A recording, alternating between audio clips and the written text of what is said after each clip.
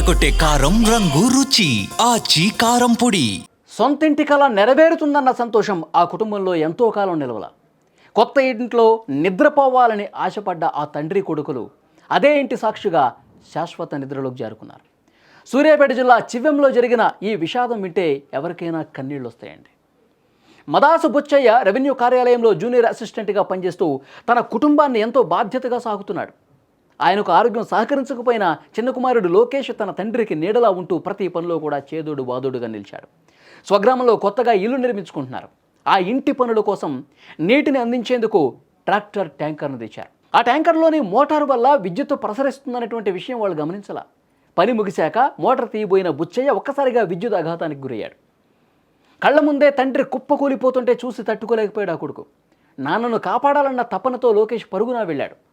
కానీ అదే అతనికి మృత్యుశాపమైంది. ఆ ట్రాక్టర్ను తాకగానే కొడుకు కూడా కరెంట్ షాక్కి గురయ్యాడు. అక్కడికక్కడి స్పాట్లోనే పడిపోయాడు. క్షణాల వ్యవధిలో తండ్రి కొడుకులు ఇద్దరూ విగతజీవులయ్యారు. ఆసుపత్రికి తీసుకెళ్లినా ఫలితం లేదు. నిన్నటి వరకు ఆ ఇంట్లో నవ్వులు పూయించిన ఆ మనుషులు ఇవాళ లేరు అన్న వార్త ఆ తల్లి ఇతర కుటుంబ సభ్యులు జీర్ణించుకోలేకపోతున్నారు.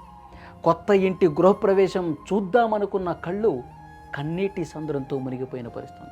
చూడండి, ఆ కుటుంబం ఎంత రోధిస్తుందో, ఎంత బాధపడుతుందో, ఆ తల్లి ఆవేదన, అక్కడ స్థానికులు ఎంత బాధపడతా ఉన్నారు చూడండి. నిజంగా మాటలకు అందని విషాదం ఇది. చిన్న నిర్లక్ష్యం ఒక నిండు కుటుంబాన్ని పూర్తిగా రోడ్డున పడేసింది.